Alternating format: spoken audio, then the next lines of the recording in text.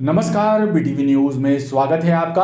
आइए खबरों की शुरुआत करते हैं इस खबर के साथ। लोक आस्था के महापर्व छठ पूजा के तीसरे दिन छठी व्रती महिलाओं ने डूबते सूर्य को अर्घ्य दिया। छठ व्रती महिलाएं परिवारजनों के साथ शहर के प्रमुख तालाबों और नर्मदा के तटों पर पहुंची और भगवान सूर्य को अस्ताचलगामी अर्घ्य देकर सुहाग की लंबी आयु, संतान के सुखी जीवन और सुख समृद्धि की कामना की। छठ पूजा के चौथे दिन सोमवार को उगते सूर्य को अर्घ्य देने के बाद व्रती महिलाएं प्रसाद ग्रहण करेंगे। लोक आस्था के महापर्व छठ पूजा के तीसरे दिन रविवार को संस्कारधानी के सभी नर्मदा तटों और तालाबों में छठ व्रतधारी महिलाओं की भीड़ नजर आई। छठ व्रती महिलाओं ने परंपरानुसार डूबते हुए सूर्य को अस्ताचलगामी अर्घ्य दिया।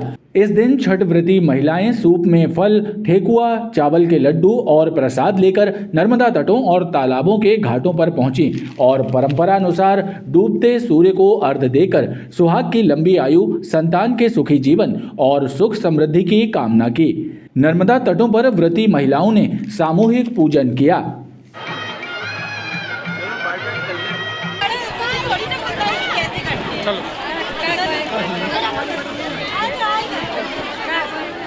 वही 3 दिन का महापर्व रहता है और वही अपने पति के लिए, बच्चों के लिए और सब लोग के अच्छे के लिए सब लोग करते हैं।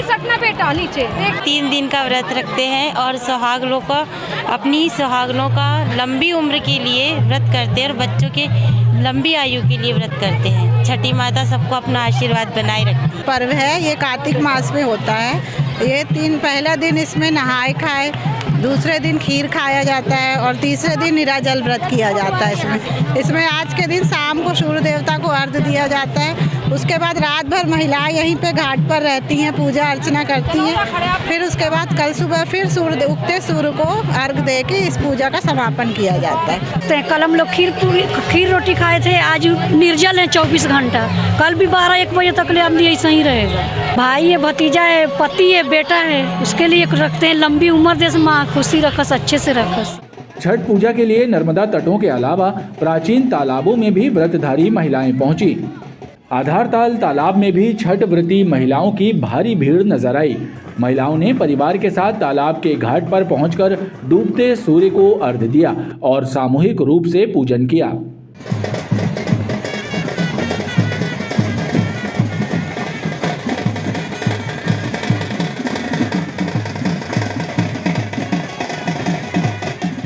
इसको जैसे उगते सूरज की पूजा करते हैं और एक ढलते सूरज की पूजा करते हैं और इसकी जो महत्ता है वो बहुत मानी है जाती है हमारे यूपी, बिहार और झारखंड के एरियाज़ में। और इसकी इम्पोर्टेंस आपको एक तरीके से बोला जाता है कि सीता माता ने की थी ये पूजा, तब से शुरू की गई है। So that's all I know about it. Basically ये किया जाता है बच्चों के लिए कि हमारे बच्चे लंबी उम्र रहे उनकी, और इस हिसाब से किया जाता है कि हमारे बच्चों की उम्र लंबी रहे, स्वस्थ रहें और जहाँ रहें सुखी रहें। छठ पर्व को देखते हुए नर्मदा घाटों और तालाबों के आसपास सुरक्षा के चाक चौबंद इंतजाम किए गए। पुलिस और होमगार्ड के जवानों के साथ ही गोताखोर भी यहां तैनात किए गए। आज छठ का पर्व है, इसके मद्देनज़र थाना आधारताल में 3 तालाब है यहाँ पे, कंचनपुर, महाराजपुर और आधारताल तालाब, और पुलिस अपनी इसमें नज़र रखे हुए है।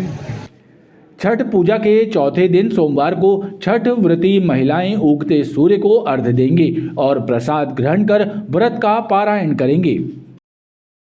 विश्व शांति का पैगाम देने वाले श्री गुरु नानक देव जी महाराज की 554वीं जयंती के अवसर पर सिख समाज ने रविवार को धूमधाम से नगर कीर्तन शोभा यात्रा निकाली। पंच प्यारों की अगुवाई में गुरुद्वारा गुरु नानक दरबार गोरखपुर से नगर कीर्तन चल समारोह निकला। चल समारोह में शामिल स्वर्णिम रथ श्रद्धालुओं के विशेष आकर्षण का केंद्र रहा। जगह जगह नगर कीर्तन का भव्य स्वागत किया गया। विश्व को शांति और मानवता का संदेश देने वाले सिख समाज के प्रथम गुरु श्री गुरु नानक देव जी के 554वें प्रकाश उत्सव पर्व के उपलक्ष्य में रविवार को सिख समाज ने धूमधाम से नगर कीर्तन चल समारोह निकाला। गुरुद्वारा गुरु नानक दरबार गोरखपुर से नगर कीर्तन चल समारोह निकाला गया, जिसमें सिख समाज के साथ ही सभी धर्मों के अनुयायी बड़ी संख्या में शामिल हुए। पूरी आस्था और श्रद्धा भाव के साथ निकाले गए नगर कीर्तन चल समारोह का नेतृत्व पंच प्यारों ने किया। नगर कीर्तन चल समारोह का मुख्य आकर्षण पंजाब से तैयार होकर आया स्वर्णिम रथ था, जिस पर श्री गुरु ग्रंथ साहब की स्थापना की गई। श्री गुरु ग्रंथ साहब के दर्शन करने सड़कों पर श्रद्धालुओं का हुजूम उमड़ा।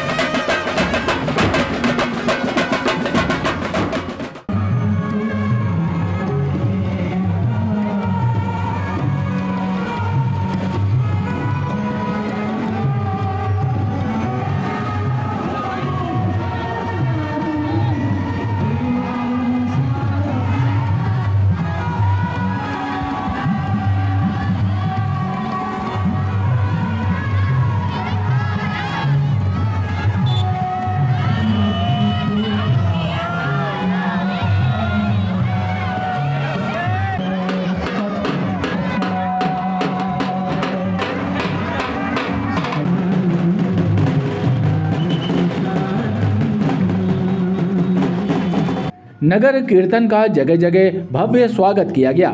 इस दौरान श्रद्धालुओं ने गुरु का प्रसाद भी वितरित किया। सिख समाज के श्रद्धालुओं ने श्री गुरु नानक देव जी के प्रकाशोत्सव पर्व की समस्त देश, प्रदेश और शहरवासियों को शुभकामनाएं दी।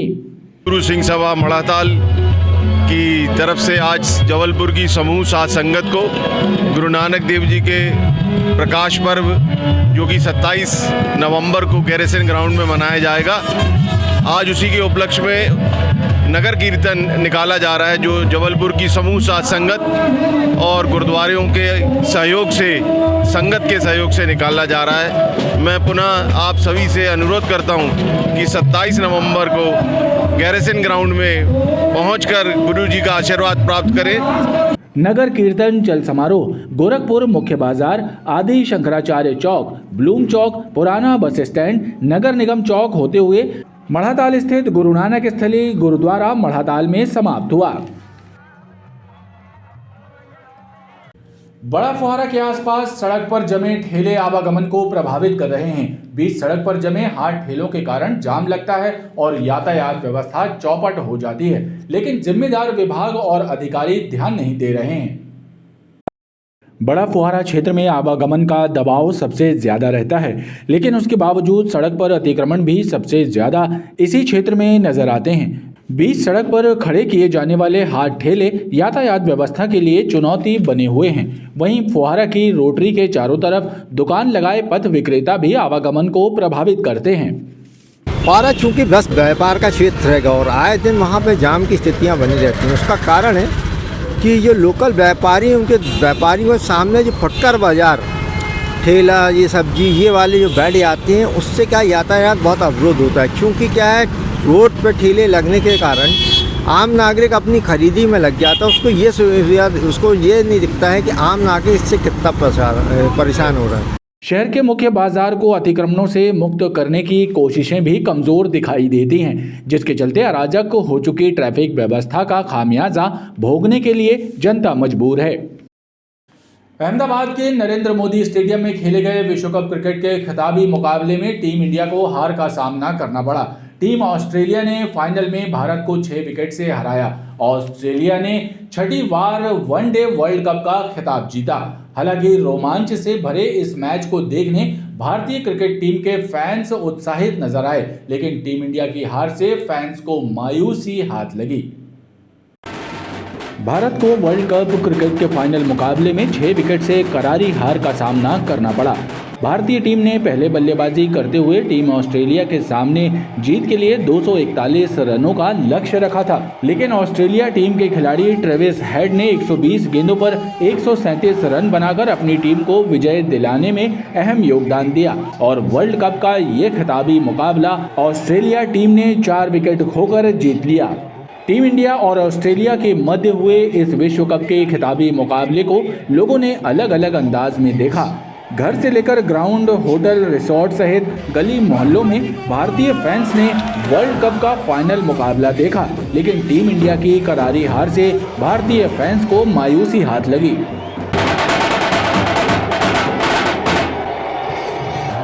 कोशिश होगी, ये अच्छा शॉट है, इस बार अपने शेप को पकड़े रखा।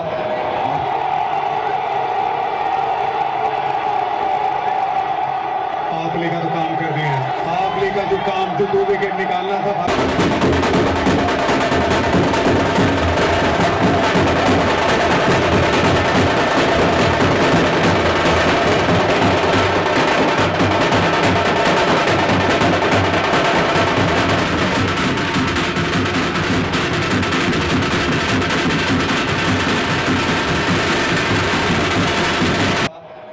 टीम इंडिया ने टॉस हारकर पहले बल्लेबाजी करते हुए 240 रन बनाए और ऑल आउट हो गई।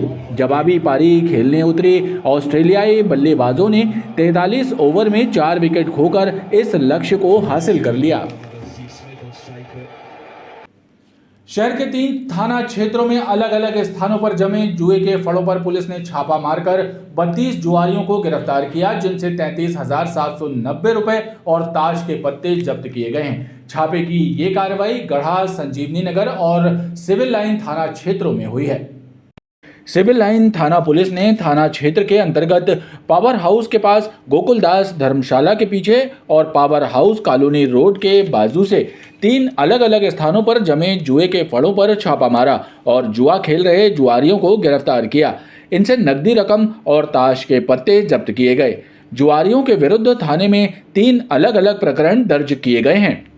कल रात्रि करीब 12:30 बजे पावर हाउस एरिया पे, जो कि इंदिरा मार्केट के पास ही है, वहाँ जुए की सूचना मिलने पर 3 टीमों द्वारा दबिश दी गई थी और कुल 3 कार्रवाई थाना सिविल लाइन में की गई हैं 13 जुआ एक्ट की, जिसमें एक में 5 आरोपी पकड़े गए थे, एक में 4 और एक में 5, कुल 14 आरोपियों के खिलाफ कार्रवाई हुई है और कुल एक में करीब 7,500 रुपये, दूसरी कार्रवाई में करीब 3,200 रुपये और तीसरी कार्रवाई में करीब 4,600 रुपये जब्त हुए हैं। खबरों का ये क्रम लगातार जारी है। आप देखते रहिए BTV न्यूज़।